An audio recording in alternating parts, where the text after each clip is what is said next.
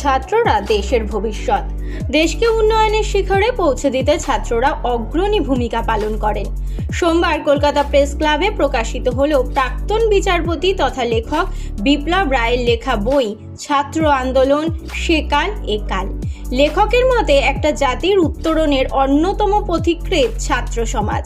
আজকের ছাত্ররাই আগামী দিনে দেশকে উন্নয়নের পথে এগিয়ে নিয়ে যাবে।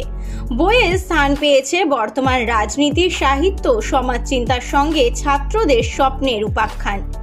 অনুষ্ঠানে উপস্থিত ছিলেন বিশিষ্ট সাংবাদিক জয়ন্ত ঘোষাল, ঋতব্রত বন্দ্যোপাধ্যায় সহ বহু বিশিষ্ট ব্যক্তিত্ব। বইটি পাওয়া যাবে কলকাতা বইমেলার 441 নম্বর স্টলে। দুজনের লেখা আমি খুব ভীষণ পড়তাম, এক বরুণ সেনগুপ্ত আর জয়ন্ত ঘোষাল। কিন্তু আজকে যে ওনার সঙ্গে আমার এইভাবে দেখা হবে, এটা আমার কাছে একটা উপরি পাওনা। আমি এটা, আপনারাও যেমন সাংবাদিকরা এখানে আছেন, আমার প্রত্যেকেই পরিচিত। আমরা একসঙ্গে প্রচুর কাজ করেছি। যখন কলকাতা রাজপথে কামান তুলেছি, আপনারা আমাকে সাপোর্ট করেছেন।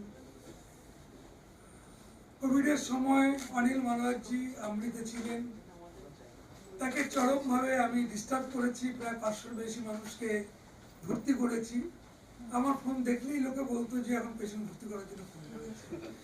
তো উনি রাত বেরাত যখনই পেশেন্ট বলেছে ভর্তি করেছেন। আজকে আপনি এসছেন, আমি ভীষণ খুশি হয়েছি। ইমরান ভাই, রাজেন্দ্রজি, আপনারা এসছেন, খুশি হয়েছি। আমার সঙ্গে 4 বছর 8 মাস আইনজীবী হিসাবে কাজ করেছেন শ্রী ইন্দ্রনীল নন্দী, তিনি স্পেশাল সিনিয়র কাউন্সিল ছিলেন অ্যাডমিনিস্ট্রেটর জেনারেলে, তিনি আজকে এসছেন, খুশি হয়েছি। রেশমি আমার নিজের ভাইয়ার, এসছেন, খুশি হয়েছি।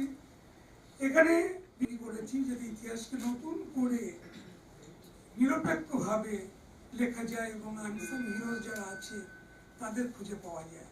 আর এই আনসান হিরো খুঁজতে গিয়েই এই বইটির কল্পনা আমার মাথায় আসে, যার নাম রামেশ্বর ব্যানার্জি। রামেশ্বর ব্যানার্জির নাম আমরা কেউই হয়তো জানি না। এই শহরের বুকে রামেশ্বর ব্যানার্জির নামে কোনো রাস্তা নেই। এই শহরের মানুষ রামেশ্বর ব্যানার্জিকে ভুলে গেছে। কিন্তু 1945 সালের